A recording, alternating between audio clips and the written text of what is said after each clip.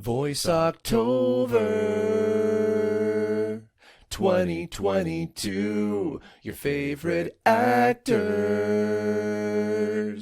being interviewed.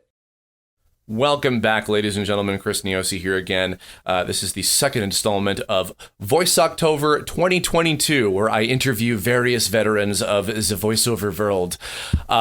This next guest is a long time coming. I'm incredibly honored to having not, we were just saying off camera, having not ever crossed paths at a convention of any kind in years. But I've followed his work for so long. You know him as, God, far too many things. He's been Ryuk on Death Note. He was Vegeta in the early days of Dragon Ball Z. He's been Santa Claus. He's been Dr. Claw. He was the titular character in Geronimo Stilton. God knows how many Marvel, Transformers, Lego, and Gundam characters across the last 20 years. I'm joined by Mr. Brian Drummond. Hello, sir.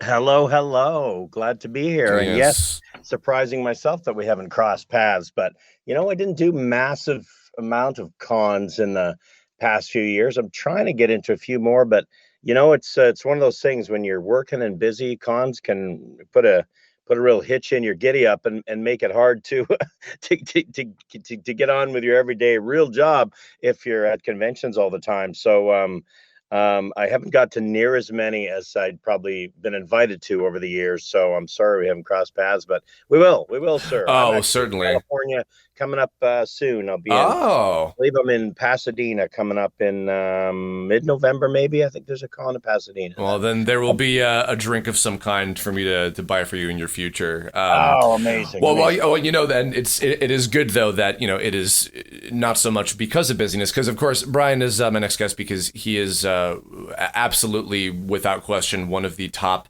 voiceover character animation actors, particularly in Vancouver and in British Columbia, Canada. I have.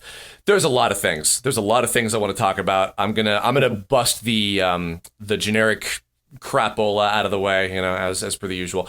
What is I know that in terms of your background, I know you studied at Studio 58 acting school in Vancouver. Yeah. But I don't know, what is your tragic backstory as to how you got bit by the performance bug in the first place, and what would lead you to pursuing such a horrible, psychotic, incredibly passionate, fulfilling path of entertainment? That is an excellent question. We all kind of tumble down this hill in different manners, don't we? But it's a pretty roundabout, bizarre route that took me here. I grew up in the province that I'm currently in British Columbia, but not in the big city of Vancouver. I grew up in a small town in the interior called Salmon Arm, which is in the Okanagan Valley, beautiful country. Lakes, orchards, wine country. It's something else, but I didn't really live the high life of houseboating and laying by the beach most of the time. I grew up on a thoroughbred racehorse ranch, and we had upwards of maybe 25 horses at the most. So we bred and broke and raised and raced thoroughbred racehorses. My folks still have a few up there, although they're getting older. And that was my life, and outside of Joe jobs and stuff. But I stumbled across in grade 10 in high school, when you get to take electives in high school. And I always took band because my mom played instruments. So I played trumpet for many years, but I decided to take drama. I didn't know if I was going to do it. But I loved the teacher. She was so much fun. The class was so fun in grade 10. I just had such a great time. I wanted to do more of it in grade 11 and 12. How our schools were divided up where I grew up was middle school, or we called it junior high. It was grade 8 to 10. Elementary school or primary was K through 7. And high school was just grade 11 and 12, where I was. So I took this drama class in grade 10, was pumped to take it in grade 11 and 12 at the high school. And as per the usual, when there's cutbacks in education, what do they chop first? Music, drama, arts classes. And they cut the drama program for both grade 11 and 12. So I couldn't even take drama in high school.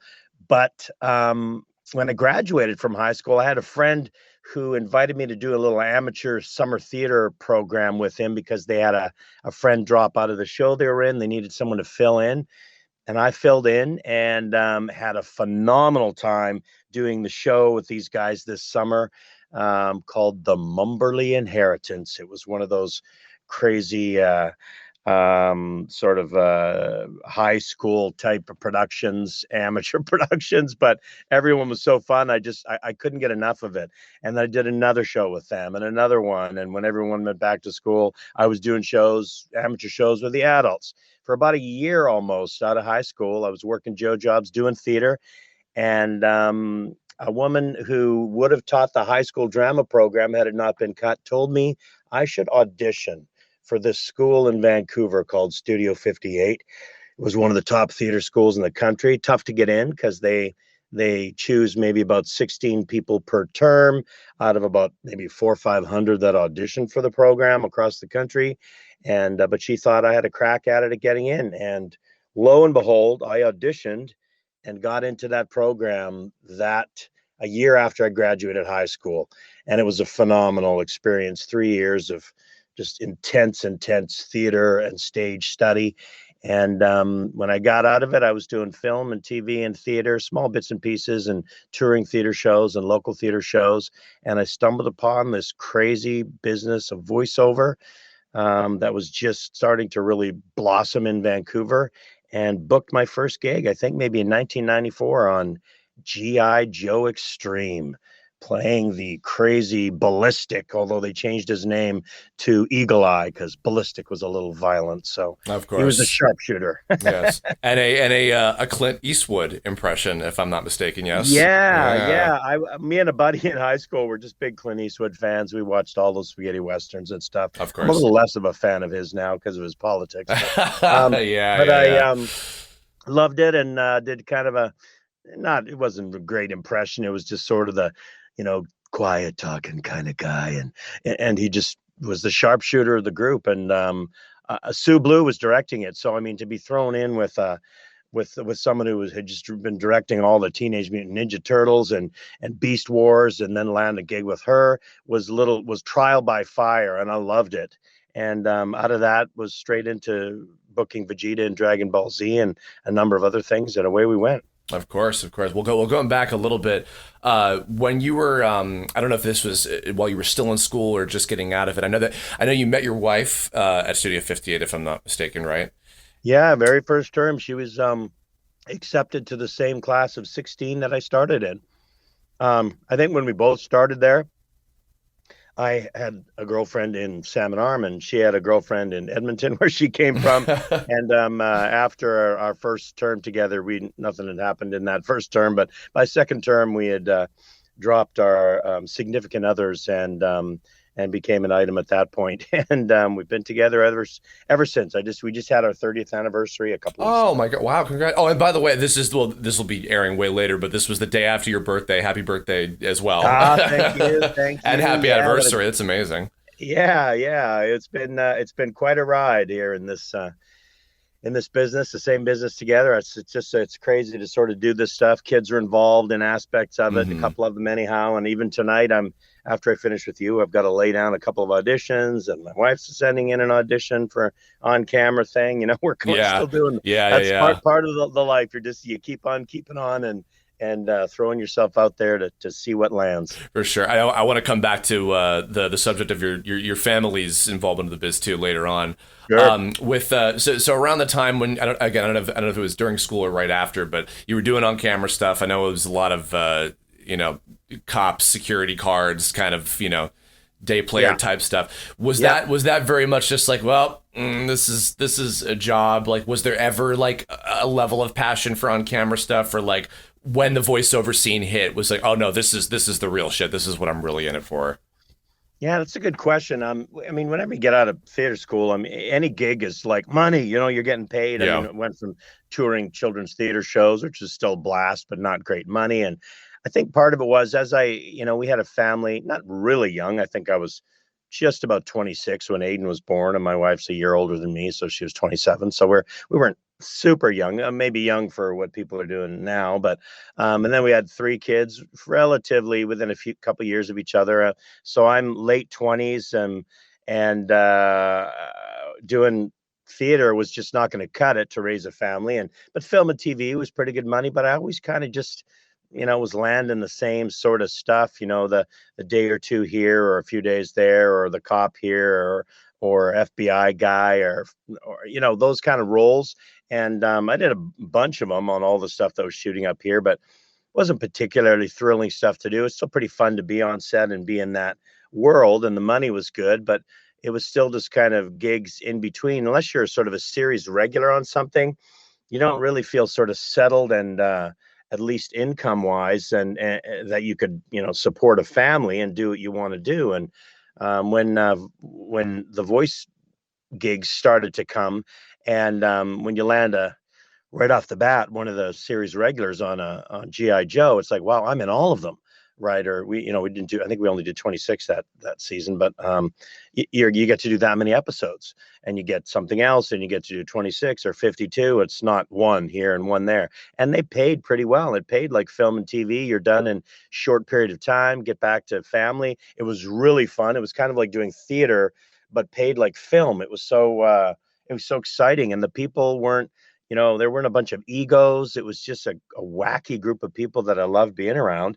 And so I pursued it. I didn't drop film and TV per se, but I just said, I want to pursue any aspect of the voice auditions that came along, and let my agent know. And I started booking and until, maybe 2000 or the early 2000s, when I told them, man, I don't have too much time for on camera stuff right now. Just keep the voice stuff coming, and I'll focus on that. Back to the G.I. Joe thing with Ballistic and the Clint Eastwood impression. I know that you've always been a big movie guy. I know you watch a lot of movies and a lot of shows and stuff. Did a fascination with film lead to a lot of maybe not celebrity impersonation, voice match type of stuff, but just in terms of rounding a lot of different character-y kind of stuff? Yeah, that's a good question too. I've never been a massive voice match guy. My voice has kind of a resonance to it, and that I've never really been great at sort of matching. Some people, man, they're just phenomenal at it. There's a few things that I've been able to sort of settle into voice wise that work for characters, and there's not a lot I found in animation where people, especially in Vancouver, we want an exact match for something. They do a lot of voice matching, of course, where you're from in LA, that, lots of times we need you to sound just like this guy or that guy, or you're actually filling in for that guy on a movie, or you're dubbing stuff for them. But we don't do a lot of that in Vancouver. So when we'd get, character ideas, they'd say, sort of with a sound like Clint Eastwood, or with a Schwarzenegger kind of this guy, or a so-and-so, and you could kind of morph it in. So I felt comfortable doing those kind of things. I love taking my own voice and putting an idea of a character that I might like from the movies, or that they asked me to, and try and morph it into my own version of something and come up with a lot of my own characters. So that's probably, if anybody probably goes through a pile of my, IMDb or behind the voice actor stuff, there's not going to be, oh, that sounds exactly like so-and-so from Family Guy or whatever. there might be a couple voices like that'll pop out, but not too many. They do tend to settle in mostly into something that I tried to create myself. Sure. Kind of relevant, by the way, I would be remiss not to mention this. I was going to say I used to, but I still to this day will go back every couple of years or so, and I re-listen to all of the interviews that Trevor Duvall did with you and all of your many colleagues on VoicePrint. Yeah. That podcast was something that I've said this on many videos that I've done, I learned so much about this business and just what it means to do this from those interviews, and particularly from yours, because you talked about a lot of nuts and bolts stuff that some of the other guests actually didn't even really touch on. And that was super helpful. One of the big things I remember, and I'm sure you've told this story at many a con, but with the audition for Vegeta, which I know that was your first dubbing part ever, Yeah. That what blew my mind is the fact that like you came up with that, that early voice for him with no visual whatsoever, entirely out of the character description. And it's funny because when I first heard that, I'm like, that is insane. That seems so, weird to me that they would even do it that way. And now I'm used to the norm practically being they don't give you anything visual to work with. If anything, it's the rarity that now you get a picture of anything at all to go off of. Do you recall, I mean, that I know that's going back so long ago, obviously, but do you recall what your process was for that back then, and then kind of how that's changed now in terms of like whether you have a picture to go off of or not? Man, I always wish I have a picture to go off of. And you probably same for you. I mean, it makes such a difference when you can get a look or an idea. Now, sometimes they might change it a little bit or mess with it a little bit, but I'm always just wish I could have something to look at. And unless it's a show like, if it's a Lego show like Ninjago or something like that, I know what they're going to look like, right? I mean, basically every character is pretty much similarly shaped, and in most cases, and so I'll have a pretty good idea of what they're going to look like on a show like that, or even My Little Pony, right? It's a pony, right? And he's the bad guy pony. He's a good guy pony. It's not like there's going to be a characteristic that's going to visually send me a certain direction in most cases on some of those shows. But on other ones, yeah, it makes a massive difference. And like with Vegeta, I think part of the process of maybe what I learned in theater school or learned anywhere is to just try and find words that I can associate with characteristics and things that I can somehow visualize myself of, and then I would just have to relate to characters that I've played before or I've seen in film, or what I think a villain sounds like or would sound like in anime. What am I thinking? A princely, egotistical villain would sound like, diminutive in size but super strong. You just start to play around with ideas, and who knows? I can't even remember the audition that well, whether I was pushed around a little bit with the voice in the audition or not. I can't quite remember if Barry Watson, I know he would have been there helping us with the auditions when he was sitting in, if he would have said, hey, can you make him pitch him a little higher, or maybe give him a little more attitude, and I honestly, I can't remember if they played us any of the just voice ref of the Japanese performers or not. Sometimes we were doing so much anime at that time that sometimes they did, and sometimes they didn't want you trying to match anything and getting stuck in that. But it can be a combination of those things that how we came up with Vegeta, that's for sure. But yeah, now and it feels like such a crapshoot sometimes too, because like I think about like that really early stuff you did, and I've stolen that on like God knows how many audition, because it's such a good like character, even if it's like on some objective level, like if it doesn't totally work for Vegeta, like knowing his entire arc, like in a bubble, like it's such a good like character, but looking at like all of the characteristics that were just in text alone, and like that's what came out, and it's like it works. Like it doesn't feel inappropriate like when it matches with the visual after all, but you don't know sometimes, and I still feel like even now it's like I don't know if this is what you're looking for, but this is, it's what I can bring to the table, I hope. So yeah, really, you just have to.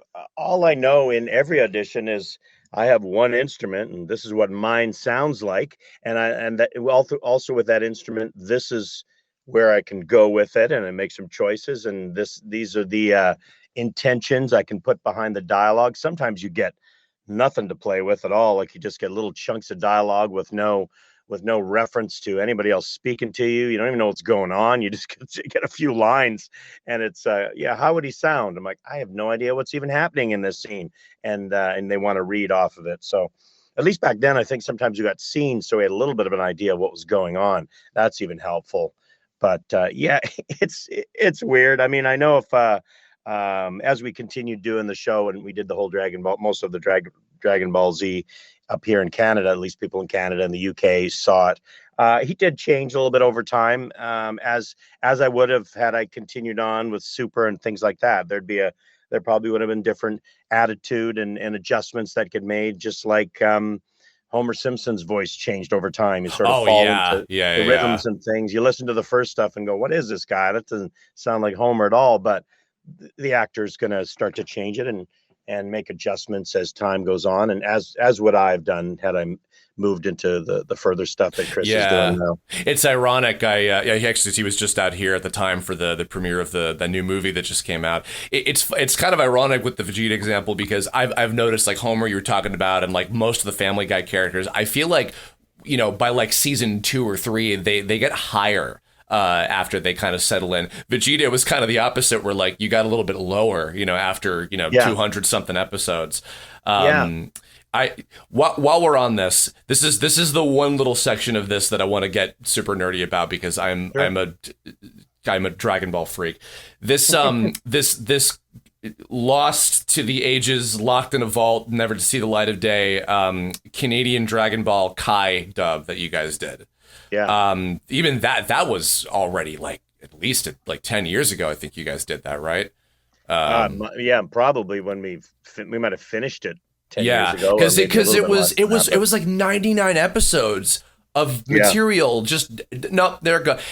You know, there's been, you know, Scott and a lot of folks have kind of like let slip like little things about it here and there. Like to this day, just because it's this very fascinating piece of lost media. Like I still talk to people that are like really curious. Like do you, other than I know that I know you've talked about, like, you were like, I was gonna not go 110,000,000% of the screaming this time because, you know, I have other things, better paying things to do at the same time. But do you recall any other kind of like specifics about like when you were going through it, like, oh, I remember this part, or this fight with whoever, oh, this is kind of different, like any kind of little nuggets of anything that stood out to you when you were doing that? Well, you know, I know I because I was in the middle of a lot of other shows when it came back, and they wanted to record Kai, and I was like, okay, but I told my agent, I said, if we're going to do it, I'm whatever we can. I got to record this stuff on a Friday, because I need like a weekend to recuperate if I'm going to be screaming my guts out for however many episodes. And I know the fight sequences and stuff are not quite as long as the original Dragon Ball Z, but I just said, I want to do it on Fridays. And I still left those sessions with a splitting headache. Yeah, you know, just from the howling and screaming. I mean, I think all I remember is that it was kind of cool. I think my guess is, I think in my voice, he might have dropped down a little bit, because it is a little rougher on your throat to be pitched that high and, you know, screaming at that level, as opposed to the dropping it down a little bit. So I know if I probably heard it back, it would probably be a little bit lower than the original stuff I was doing. And I was a little bit older too. And also know, I think we were allowed to say hell and things like that instead of blast you to another dimension. So I'm pretty sure though that was adjustments that were made in the script that we were allowed to do, and they weren't sort of airbrushing out all the blood and to coloring it brown like dirt. I mean, I think of course. Yeah. So I mean, I think I remember enjoying doing it and looking forward to seeing how it was gonna come together, but you know, your guess is as good as mine. I mean, I got to twist somebody's arm to figure out what happened to it. Yeah. Well, actually, here's something. I don't know if you would have heard him, you know, maybe in the pre-life if he had been in before you. Do you know who was your son in this version? Because I know it wasn't Alistair, and it wasn't, oh God, who did him in the Calgary stuff? Matt Erickson. Do you know who did Trunks in that version? Geez, who did do Trunks in my version?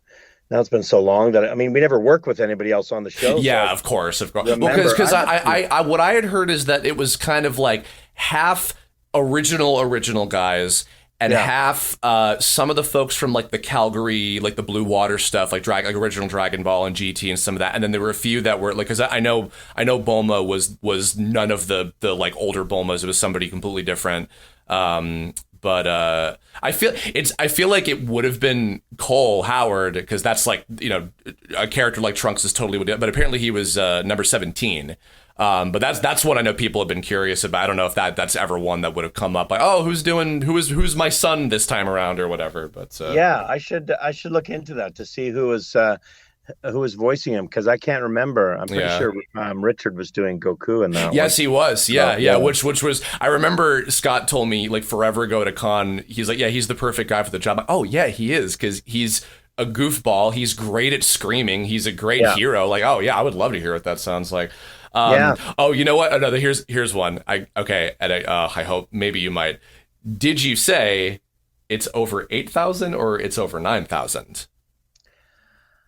I think we did both. Really? Okay. Yeah, I think we recorded both, but because I think they had written in the script it's over 8, and I was like, yeah, I was like, I know that's what it's supposed to be, but I'm pretty sure we recorded both. Okay. And then they said, well, we'll let them decide what they want to do when they edit it together. Yeah, but I'm pretty yeah. positive we recorded both of them. Sabat was very clever about, you know how like I'm sure you know this was the case for a lot of those shows back in the day, but like when you do like, all right, here's the TV like broadcast version of the line, and then here's like the uncut one that'll go on the DVD. Sabat had this great idea of the DVD will have it's over 8,000 because it's accurate. The censored quote unquote version on like Nickelodeon will be over 9,000, and of course he did it your way, you know, as it should be. Can I this I'll end the nerd talk, but can I blow your mind about something Sure. relating to that? Okay. A very, very good friend of mine, longtime friend, his name is Wes. In 2006, he was on a message board called 4chan, where there was a little short-lived fad of taking 15 minutes of random footage that you have on you and spoofing the hell out of it and remixing it and doing weird things with it. He was, I believe, in high school at the time, and he was like, I've got lots of time to kill today. I'll do this and not think too hard about it. And Wes created the original It's Over 9,000 video. Get out. The one. Yeah, he's a talented musician. I've worked with him on a lot of my animation projects. He works for 10 companies doing like UI and graphic design and stuff. He's a great guy, and it's so funny that like that he just made these little weird random videos, and that was just one of many. And then like a week passes, and he looks back and is like, what have I done? And, you know, suddenly it's, you know, as you've seen, you know, you and Chris and everyone that's ever touched the role, like, do the line. Oh, we got to put it in this video game or whatever. Oh, we got to change the translation. It's like, wow, off of just one day. I'm like, yeah, whatever. And then there it was. When a lot of people talk about it, everyone goes, what do you feel about, you know, creating that meme and that happening? I'm like, I was like, I didn't make it. Like, I mean, the meme is actually doesn't belong to me. I said the dialogue and happened to be in it, so that's and it's my voice that's a big part of it. And that scene is a big part of it, which is me and Michael Dobson. But yeah, well, I guess it's Wes should be taking the credit for putting it together. I'll tell you.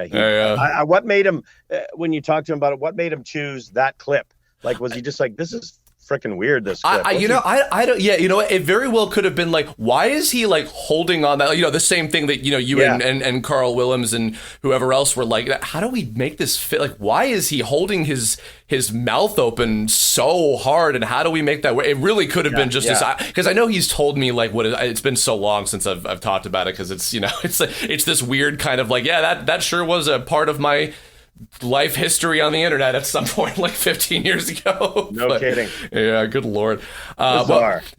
Moving away from Dragon Ball World now. I had to shoot my fanboy juice everywhere for a moment. Yeah, but absolutely. Nonetheless, so over the course of those late 90s and especially into the 2000s and onward, it was because I still vividly remember, and I gotta say I miss it, especially when it comes to anime dubs. And even a lot of cartoons and stuff, which is why I'm very looking forward to, you know, I know we can't talk about it, but I'm looking very much forward to Sonic Prime, because I vividly remember when you guys did like everything that was going on TV. Like I felt like 75% of the shows I was watching were all like, you know, you 30 to 40 guys in Vancouver doing all, you know, anime and games and prelay stuff, all this stuff.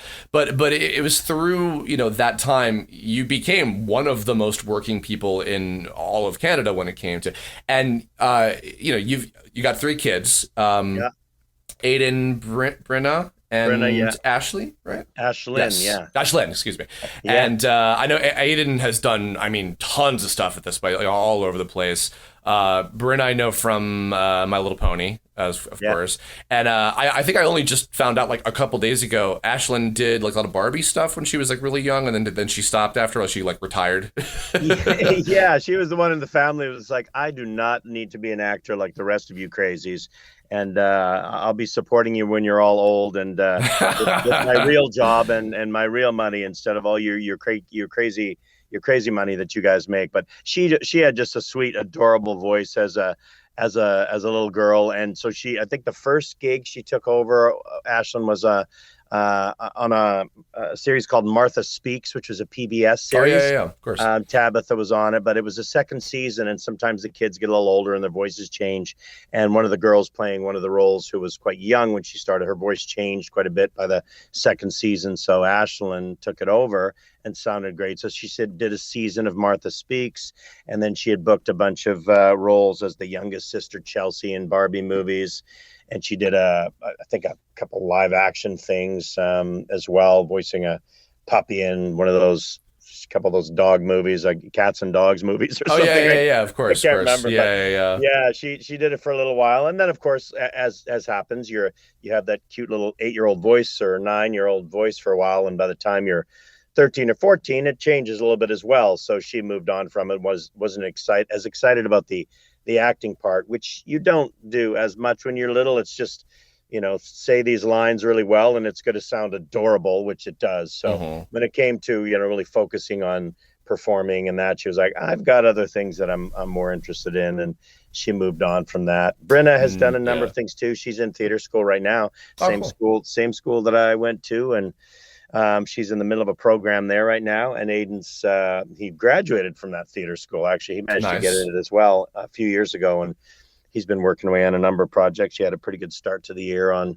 I think, Novel More and series, and as Ninjago or something. I don't know. He's been. Yeah, I know. Was he on Inuyasha? I think when he was a little younger. He was. As well? Yeah, when he was younger, he was on Inuyasha too. Yeah, he did quite a bit of anime when he was younger. Eon Kid and a bunch of series. Yeah. He was busy with some of that when I was sort of in the midst of it as well. But he really loved it has sort of just been. He loves the gaming industry and movies. He's a movie buff and probably knows more about every new movie that's coming out than I do. He's actually a music guy too. Like you play a soundtrack from a feature, and composer will be like, he'll just name it. He just play a clip. Yeah, that's that guy. That's this guy. That's a director. He's one of those guys that just knows it all and loves the industry. And voiceover is pretty fun to him because, as he's grown up around all these guys and all these actors, he knows them all, and so working with them is fun for him too, because they're just a great group of people. Oh yeah, this is a self-indulgent thing too. That reminds me of Aiden's categorizing. I am anybody can tell you I'm a freak about. I'll hear like a sound and I'll be like, oh, that's Brian. Oh, that's Scott. Oh, that's Scott. That's Tabitha. Like, and I'm right like 90% of the time. Yeah. I remember when Mega Man Anti-Warrior was airing at the time, there were like 8 million characters. I think you were probably 1 million of those in that show. And like so many times I would because they that was back when Kids WB like squished the credits to like a third of the screen, so you couldn't make out anything. And I would be like, I would put the credits up. I'm pretty sure that, whatever man was Trevor's like 10th character or, Brian's millionth character and, et cetera. So I'm so obnoxious about it. When I watch stuff with people, they're just like, Chris, we get it. Like this is your like autistic superpower. Shut up, for Christ's sake. Yeah, you'd be like, hey, he's got that bizarre, just can hear a voice in animation. Oh, that's that, Yeah. You're just like him. He can, there'll be guys I work with and I can't tell him. Like he's like, oh, did you hear that? That sounds like Scott. I'm like, what? I'm like, and I'll listen for a minute. Yeah, I guess so. Yeah, it takes me a minute. You'll know right away. You learn from the best. Well, when it came to them kind of, I guess, integrating themselves into, because I talked to Ian Corlett a number of years ago, but he was my last Canada representative for this kind of themed month that I do. And he talked about Philip kind of went through. I'm sure you probably met his kids and stuff as well. Oh yeah, I worked on tons of stuff with both of them. Yeah, felt like Philip, I guess, went through the same kind of thing that was Ashlyn, where it's like, yeah, I'm done, I'm retiring at this point. But when it came to all three of them, over the course of them growing up and everything, what was kind of like a day in the life of like, all right, like scheduling all this and between school and keeping their interest up and getting them to auditions and you doing your own audition, your wife and all this stuff, like how was managing that for I guess like 15 years? There's a level of insanity that was just as I'm far more chilled out and a couple of them are moved out, only Ashlyn still lives at home now with us and the others have their own places. I look back and go, what were we doing? Like, it was absolute insanity. I remember one time we had to get a sitter, I think, for Brenna and Ashlyn, who were quite young at the time, to get them to school because Laura was shooting a film outside of the city in Langley. Aiden did a lot of TV when he was younger, on camera stuff too. And he ended up getting a commercial that he was shooting in Whistler, I think with Pete Kalamis or something. He was in it with him. Oh, cool. Nice. I can't remember, but he was shooting a commercial in Whistler. So I had to get my sister to drive him there. These are like hours apart from where, and then I was in the studio recording something. So those kind of days were way too many, and the insanity of trying to run people from place to place was nuts. But I think when you kind of just get thinking that that's what you do, you figure it out. And we had some great, the helpful thing is having some great sitters that you could call literally at like 11 o'clock the night before and be like, I'm in trouble, we need someone to take the kids to school tomorrow, and they could show up and get it done. If we didn't have that, we would have been screwed, because I don't know how we would have made it happen. But with a couple of great helpers that were nearby, we managed to survive the time when everybody was on different shows in different areas of the city at different times. Yeah, I think I remember this from Trevor's podcast as well. As you were like, I mean, animation was on 24/7 in that household because we had 3 kids and they all watched cartoons. Yeah. This also kind of ties in with the thing about like you being big into movies and stuff. Do you feel like watching a lot of animation from all over because of your kids? Did that, because you know what? No, this was the interview with Brent, who I've also had on the show before, where you talked about reinventing yourself and staying relevant, which is so incredibly important and a thing that I feel it's one of the biggest challenges that any actor can deal with. Do you feel like watching a lot of different, like animated shows in particular, have helped in terms of like, keeping things fresh, seeing how like the tones of shows have kind of evolved and like how everything, because the animated shows are so different, now. Like how has that kind of like helped with like, I guess like the craft, as it were? I think it's pretty important to stay up to, speed on what's popular and what's happening and what's exciting and what's new and what's interesting, and understanding the vibe for all of it. Now, there's so much content. You just, and you just can't watch it all. But thank goodness now I can just go online and pick and choose the little bits and pieces that I need to sort of go, what, someone brought that show up again, as a reference for something. And I don't even know what it is because, I don't have, Peacock or something like that. Or, there's certain show, I just don't have some of these, and you got to round it up to try and find out what it is. But you can get online and find it and listen to it and check out how they're doing the show, and not just,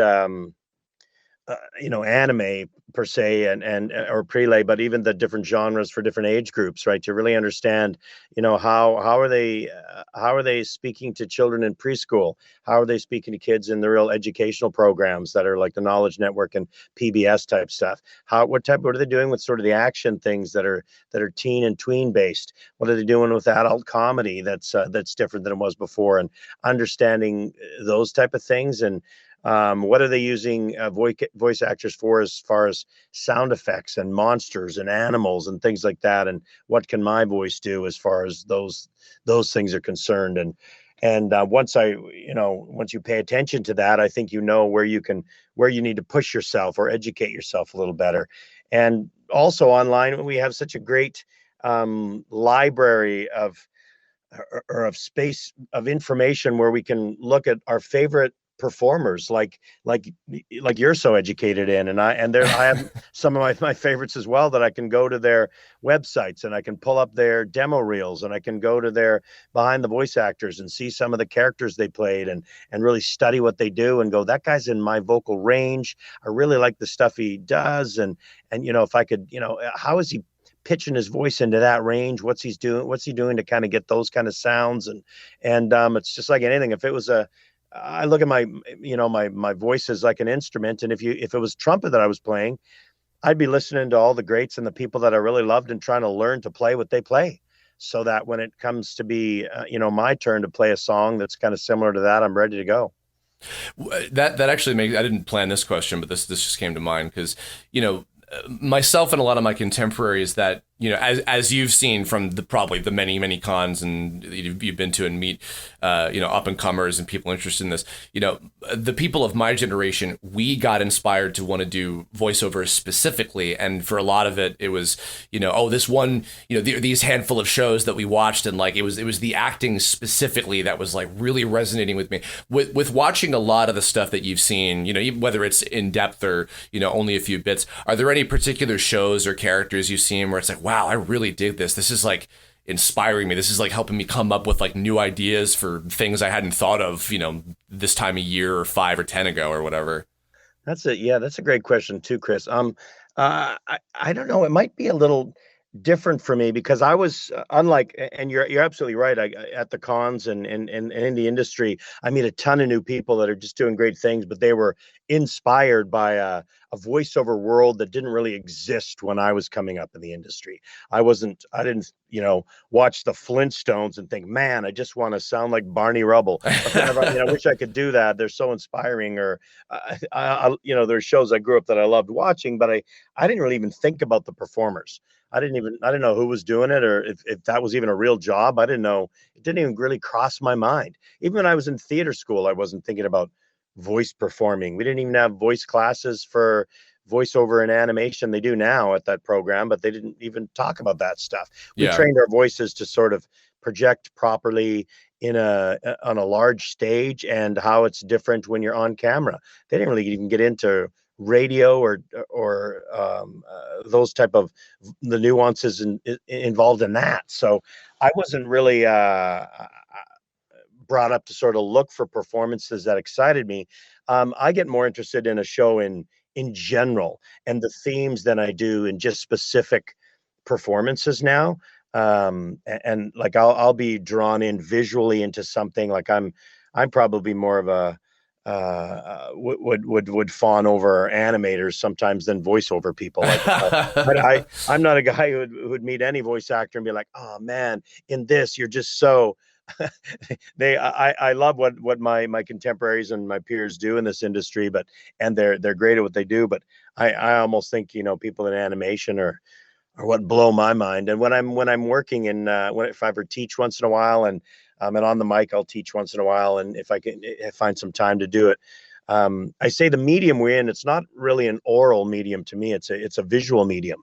As far as my perspective, I feel like it's a visual medium, unless of course you're visually impaired, then it's much more of an oral medium. Sure. But visually, that's what I'm drawn to in animation. And with something visually draws me in, the voices will take me with it. Like, it's few and far between, I think, shows that just grab me. But I've always been, a big fan of Ghibli movies, like all of his work. And recently, I think of stuff that I've sort of that's jumped out at me that I just think are is fan. I love all the is it Sex, Love, and Robots, or does it go the other way around? Yeah. I love seeing all the different styles, and Arcane was one I kind of got sucked into and loved recently on Netflix. Is that Netflix or Prime? Yes, that's Netflix. Yeah, Netflix. There's a few shows that pull me in. As far as sort of contemporary comedy type stuff, Bob's Burgers is my favorite. It stands. It's still. I could watch way more episodes in a row of Bob's Burgers than Family Guy or Simpsons, as much as I love those. Although it is funny, because I was gonna say, I feel like there's a through line where like you and a lot of the other guys that I love, the Dobsons and Trevor and Scott and everybody, like everyone just fucking loves Family Guy. Everybody loves doing impressions of Family Guy characters of like your gen, I've noticed. Yeah. It's and maybe because that probably was one of the bigger ones that came around at a time when things were changing. There was a lot of people that are asking for sort of references of certain characters from Simpsons, but they're always sort of Family Guy references that came up, and sure. And we'd end up doing characters that seemed like they popped right off that show. Yeah. Well, by the way, I will also I appreciate your appreciation of the visual side, because actually that's my main thing. I'm an animator and a creator first. Voiceover, weirdly enough, was second, because my first thing was Pokemon. I did Pokemon for like 5 episodes in New York City. Amazing. And then when I came out here, I had folks that were like, you should do more of this, you're good at it. And I'm like, oh, and then I somehow managed to carve out somewhat of a career for myself. But I love it all too, and I'm glad that people are appreciating the sum of a show at a movie's and a production's parts, for sure. So that warms the cockles of my heart to hear. Yes. Well, I always tell everybody, you know what, it's a big happy family, and in Vancouver we have such a huge visual effects and animation industry here in the city. It's just booming right now, and the voice side of things as well. So it's you can't cross the road without bumping into an animator or a VFX person or a voice actor in the neighborhood that I live in right now. So it's you got to appreciate those folks for what they do, because it's intense, some of the work they do on projects. And as much as, when I run into animators and they're just sort of praising what we do, I'm like, dude, what you guys come up with, and you take concept to a show like this or that, and bring it to reality and get it on TV, and then we have a chance to voice it. Man, the heroes of this business are the animators, and I certainly feel like it's time that most of them get paid better, as far as I'm concerned. I wholeheartedly agree. Yeah. This is perhaps a very generalized question. What's an average week like for Brian Drummond these days? Yeah, it's different than it used to be. Like I would probably say it was a little crazier, even 3-4 years ago, because of so many more auditions took place in studio, and the callbacks were in studio, and every recording session was in studio. So I'm driving around constantly. You go home, you work on your stuff, you work on your characters, and you go in and you bang out your stuff in studio. So you're running all over the place.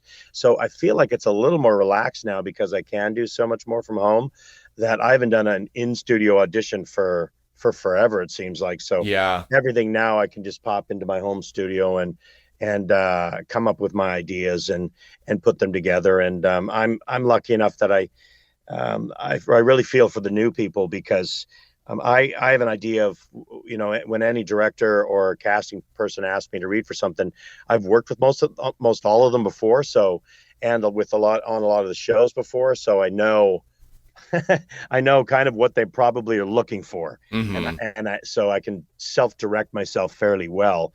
But the newer people, they don't have a clue. Like, never worked with them. I don't know the tone of this show. I don't know.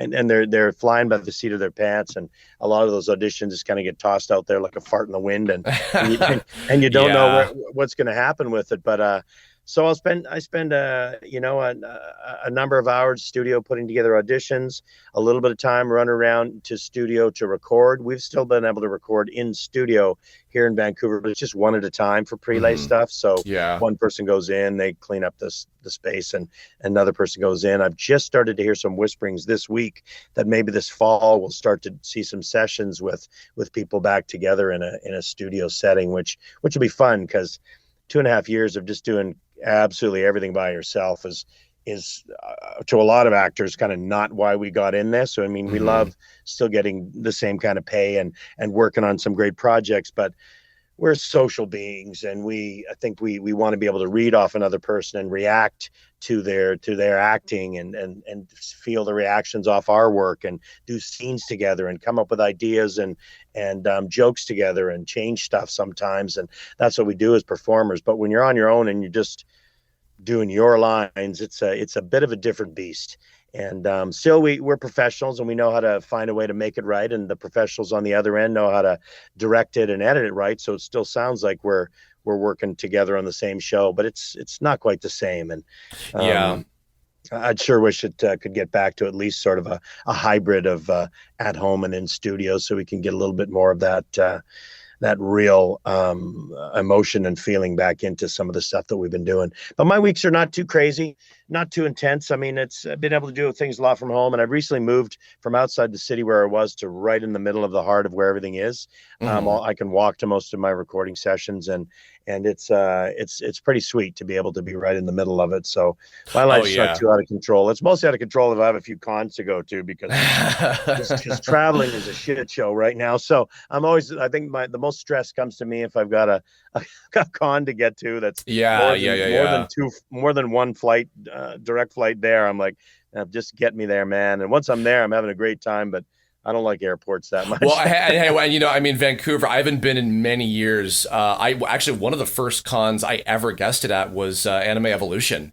Cool. in Burnaby, and I got to go around Van a little bit. I went to Gastown and Chinatown. I'm just like, this is, oh my God, this is like New York but clean, for Christ's sake. So yeah, why would you don't want to go anywhere else when you live in a place as nice as that? Yeah, I just did Anime Revo, this Anime Revolution not just this weekend, but the weekend before, and I'm off to Houston in a couple weeks for another one. But cool. And then I'm in your neck of the woods in Pasadena, I think, in November or something. But it's the travel part's a little bit kooky right now. I'm sure they're going to get things ironed out. Hopefully, that's to reduce that level of stress and getting across the border and making your way around. But I love it when I'm actually at the cons. It's pretty, even though, like you say, some of it can get repetitive with the questions and what people tell you. But I always feel like I'm there because of the fans, and so because of that, I should be there for them. If they want to talk and chat, and whether there's a line or not, I want to give them my attention and give them my time, and have a listen to what they're doing and they're up to, and as much as I can when I'm at those events, because that's what it's about, right? Absolutely. Well, actually, kind of relevant to, because you'll be out here to visit soon, but with it coming to a time soon where all of your kids are going to be free to do their own thing. I asked this because I imagine this is probably something that a good majority of actors that aren't out here think of. Had you ever thought about the idea of transitioning to the US, and I guess specifically LA, to do work out here? Yeah, it's crossed my mind. I'm probably going to be moving towards more of, that idea over the next year or two, especially with cons getting a little bit more intense. And I'm getting just a million calls about those lately. So whatever ones I can get to. And now that the industry has changed a little bit, where it's possible to actually do work from a proper studio north of the border, and not have to be necessarily in the room in LA to do a prelay session. You can kind of be around, like you'll see some of the guys in the States that are, moving to Idaho or moving to Hawaii or wherever they are, to still set up shop and be where they want to be, but be able to record from somewhere else. And I'm sure COVID has pushed things that direction a little bit. That's a possibility.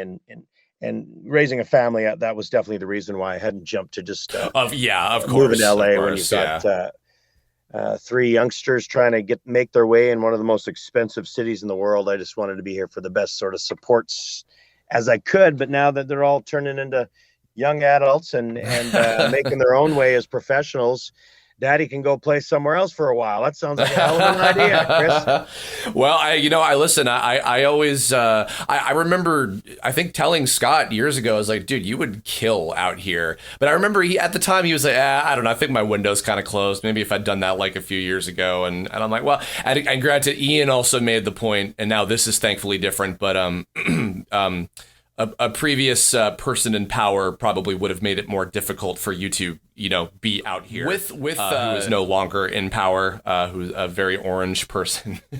That's I would like to hope that process is significantly easy. I mean, at least compared to other people moving from other countries and things. But no, I hope so, because like I said, I mean, like when Trevor came out here, I was ecstatic, and obviously he's killing it. David K has been killing it for God knows how long. Yeah.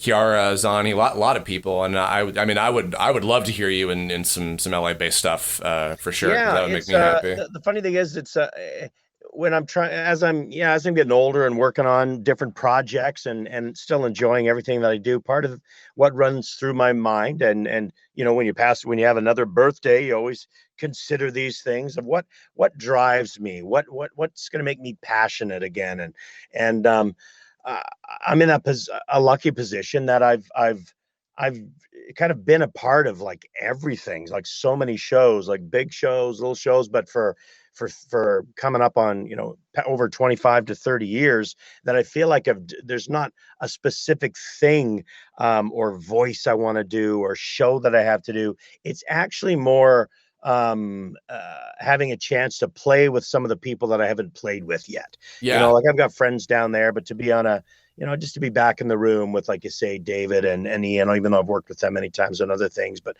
Eric Bowes is a friend, and be in a room with those guys and back on something with Mola Marsh and Rob Paulson, those guys, like to kind of do a show with some of the people that you really grew up in the business, admiring their work and having a chance to say, yeah, it was really fun. I got to do a show with so-and-so and in the room with them and played with them, and we bounced scenes off each other. That is more my drive to do it than it is more money or another specific show. And sure. If anything, it pulls me down there. That's definitely what it's going to be, is sort of a last, crack in my last, I got 30 more years to do this, maybe, if I'm lucky. You stop that.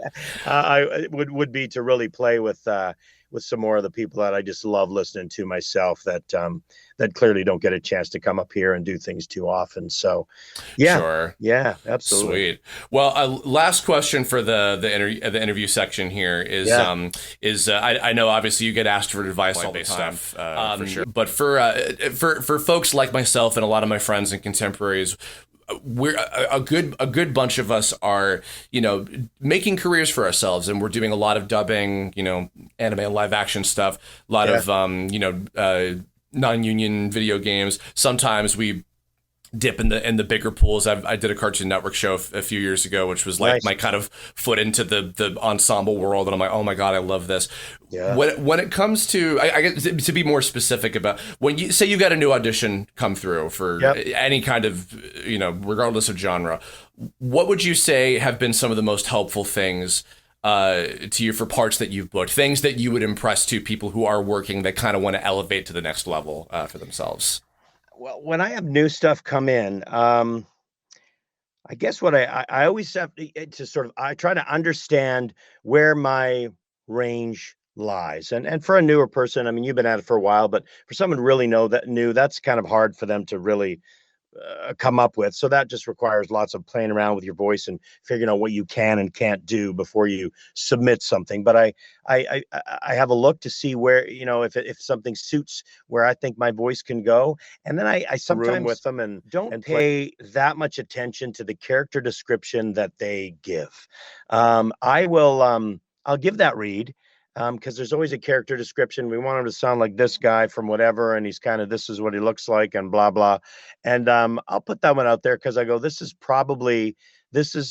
almost think of it as maybe in 3 reads. One read would be, this is what the description they gave is probably this in my estimation with my voice. Then I do one with, this is what I think I see it being.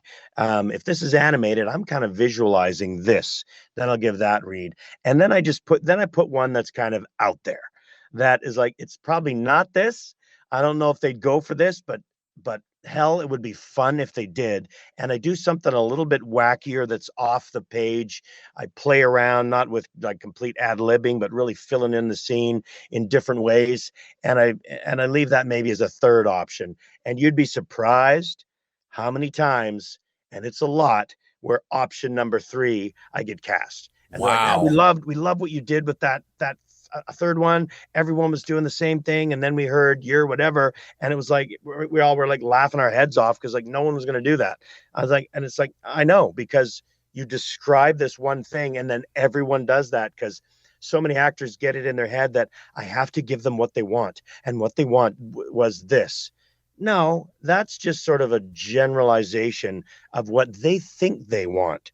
They haven't heard what they want yet, because you haven't done it, right? Yeah. I feel like in most cases they haven't heard it unless they say, we want an exact rip-off of this guy's voice without getting sued. Then they know what they want. But most of the time, or if they might even just know exactly who they want to get, which has also happened. So depending on the production. Or we would just really want Mark Hamill to do this in his whatever voice. You know, that can be, and that could be for other reasons than his voice. You know, they might want the cachet and they want his voice because he's such a great voice actor as well. But I trying to think outside of the box, and then I really make sure I give it to him in those first 10 or 20 seconds, from the way I slate my name to just getting on top of it to really filling the scene with it. I always hope they give you good sides. Sometimes sides just aren't. They give crappy sides and there's nothing you can do with it. You get 3 out of context lines with no, like, you just like come up with something. Exactly. It's just garbage, and that's hard. And then that way I just try and find how to find a way to make whatever I'm going to do pop off the page. And I don't, my goal isn't to book the role with that voice. My role or my goal is to get a callback with whatever I did. So they might think, well, what Brian did was kind of kooky, but he's so out there. Well, we'll give him a callback and then direct it some other ways, if they even do callbacks. And if they don't, and they just book straight from auditions, and they don't necessarily want that exact voice, I'm fine to I just want to do something that gets me on the show, because I know if I get on the show, lots of times those wacky out there voices that I've done that got me on the show, that are full of crazy stuff that sometimes it's a little hard to understand what I'm saying. It might be really out there. I get on the show and then they go, yeah, we got to tone down the kookiness of this. And they start massaging it, and it changes and it becomes a different guy. But I don't care. I'm on the show, right? I'd rather be on the show and them directing me a little more to what they want, or maybe even it ends up being some pickup sessions because it was a little too over the top. Sure, I'm on the show. Yeah. So that's my goal with auditions, is to push it a little bit, with whatever you're comfortable with doing in your voice. And if you're comfortable with kind of going over the top with something and going somewhere different, why not let that be a second or third read? It's not going to hurt anybody. And I mean, if they're taking the time to listen to them, you might just stand a chance of getting it. And I always think if I was sitting there listening to 200 of the same reads and everyone starts it the same way and does exactly what was written as the character description, I'm going to get through about 5 seconds and be like, well, next. Yeah, if someone does something a little different, I'm going to, what the hell is this? I'm going to stop for a second and listen a bit more and going, well, I don't think that's exactly what we're going to do with this guy, but this guy is going some crazy place. Well, and I got to say, the producers and casting people down there, they must have like all the faith in the world for you guys to allow you 3 takes. I don't think I've ever seen like, oh, you can do up to 3 on any audition in the last like decade of my life, like, because certainly like the first being closer to like, maybe let me try to aim for as close to what they quote unquote want, and then the second one being something a little more out there. But man, because I remember I've not had the pleasure of meeting Lee Tokar either, but I remember he described that exact process, and like for you guys to put that much effort to like creative energy to like, let me come up with 3 distinct different things for this one, and God knows how many characters you might be reading for in a single, audition worth of a project or something. Like, my God.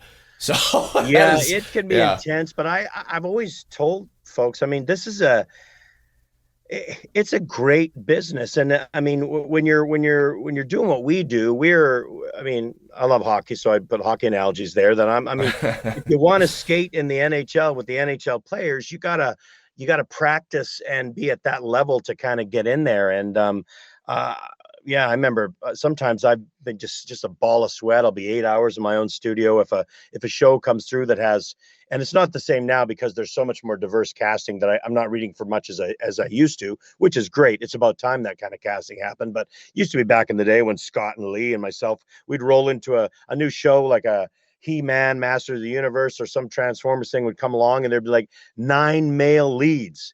And it didn't say whether that, what ethnicity anybody was. So I'm reading, and with each of them, I would do 2-3 takes for everybody. So I'd be sweating it out I'd be doing 27, 30, 40 reads and sending them all.